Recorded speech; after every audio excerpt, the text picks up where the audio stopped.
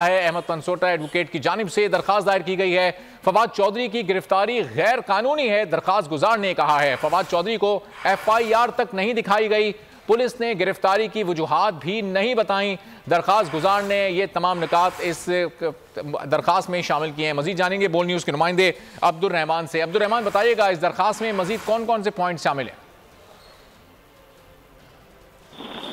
जी बिल्कुल, फवाद चौधरी की गिरफ्तारी के खिलाफ दरखास्त समाअत के लिए मुकर्रर हो गई है। Chief justice Lahore high court justice अमीर भट्टी जो है कुछ देर में केस की समाअत करेंगे, जबकि फवाद चौधरी के कजन नबील शहजाद ने अहमद पनसोटा एडवोकेट के तवज्जुह से ये दरखास्त दायर की, जिसमें कुफ्ते पंजाब, IG पंजाब और एडिशनल IG CDD को फरीक बनाया गया। दरखास्त में मौक़िफ़ तैयार किया गया कि फवाद चौधरी की गिरफ्तारी गैर कानूनी तौर पर अमल में लाई गई और उनके खिलाफ दर्ज मुकदमे तक को जो है वो सामने जो है वो पेश नहीं किया गया। इसके अलावा पुलिस ने गिरफ्तारी की वजूहात भी नहीं बताई और फवाद चौधरी को गैर कानूनी तौर पर हिरासत में रखा गया है। लिहाजा अदालत जो है उनकी हफ्ते बेजा में गिरफ्तारी को कलअदम करार देते हुए फवाद चौधरी को फौरी रहा करने के अहकाम सादर करे। जी तो अब्दुल रहमान बताएगा अभी कितनी देर में समाअत का आगाज होगा?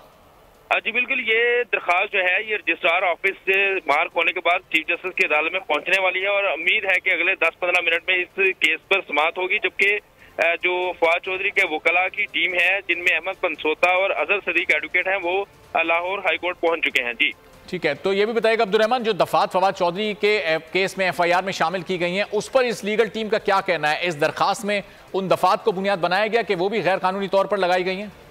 जी बिल्कुल, इनका ये कहना है कि चूंकि FIR की जो कॉपी है वो गिरफ्तारी के वक्त जो है ना तो वजूहात बताई गई और ना ही गिरफ्तारी की FIR जो है वो हमें दी गई, लिहाजा पुलिस ने उनको गैर कानूनी तौर पर हिरासत में रखा है और ये जो FIR जो भी FIR दर्ज की गई है वो गिरफ्तारी के बाद जो है वो सामने अदालत में पेश की गई, लिहाजा इसकी कोई कानूनी हैसियत नहीं है।